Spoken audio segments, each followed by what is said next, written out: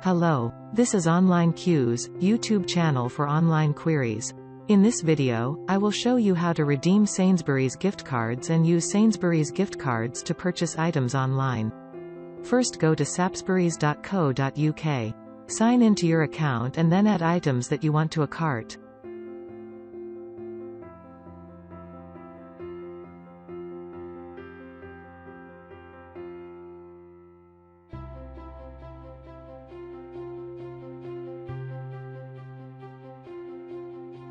After you are done, click Checkout button and then continue to checkout. Now here, in a payment method, instead of choosing your payment option, scroll down to eGift card and coupons. Click Redeem gift card. Now enter the 11-digit gift card number and then the 4-digit PIN. Finally, click Redeem in order to pay with the gift card.